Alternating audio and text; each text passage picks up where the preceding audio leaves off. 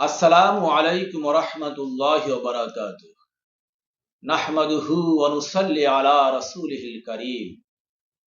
সুপ্রিয় দর্শক ও শ্রোতা, তারাবির নামাজ মাহে রমজানের রাতের একটি গুরুত্বপূর্ণ বিশেষ আমল। এ মাসের অবারিত খায়ের বরকত, রহমত, মাগফিরাত এবং ঘোষিত প্রতিদান প্রাপ্তির জন্য তারাবির প্রভাব অপরিসীম।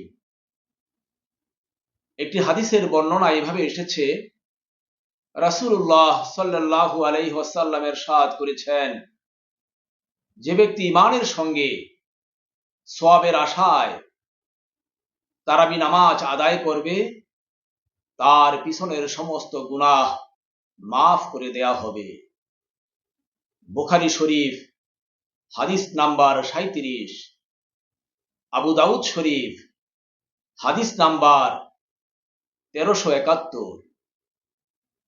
আল্লাহর নবী সাল্লাল্লাহু আলাইহি ওয়াসাল্লাম রমজান মাসে মসজিদে নববীতে গিয়ে সাহাবায়ে কেরামকে নিয়ে জামাতের সাথে তারাবি নামাজ আদায় করেছেন।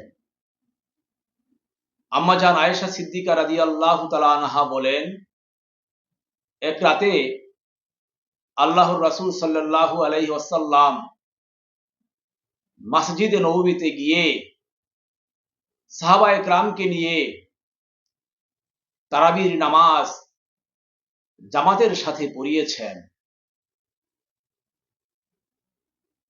এরপরে এই বিষয়টি জানাজানি হয়ে গেলে পরের রাতে নবীজির পিছনে ইক্তেদা করে অনেক সাহাবায়ে কেরাম মসজিদে নববীতে জামাতের সঙ্গে তারাবি নামাজ আদায় করলেন।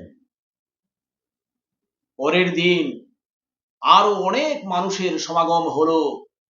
অনেক সাহাবায়ে কেরাম মসজিদে নববীতে এসে নবী সাল্লাল্লাহু আলাইহি ওয়াসাল্লামের পিছনে ইক্তেদা করে তারাবি নামাজ জামাতের সঙ্গে আদায় করেন। চতুর্থ দিন মসজিদে নববীতে এত মানুষ হলো, এত মুসল্লি হলো, এত সাহাবায়ে কেরামের আগমন ঘটলো যে তিল ধরার ঠাঁই থাকলো না, মসজিদে জায়গা সংকুলান হলো না। কিন্তু সেদিন আল্লাহর নবী সাল্লাল্লাহু আলাইহি ওয়াসাল্লাম তার হুজরা শরীফ থেকে মসজিদে নববীতে আসলেন না। পরে শেষ রাতে আল্লাহর নবী সাল্লাল্লাহু আলাইহি ওয়াসাল্লাম ফজর নামাজ পড়ায়ে সাহাবায়ে কেরামের উদ্দেশ্যে বললেন,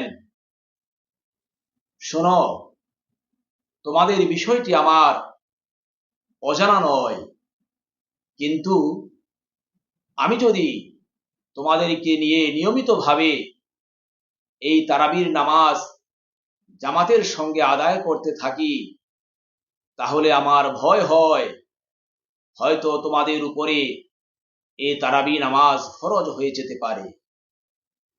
আর ফরজ হয়ে গেলে তোমরা যদি সঠিকভাবে ফরজ আদায় করতে না পারো, তাহলে তোমরা শক্ত গুনাহগার হবে।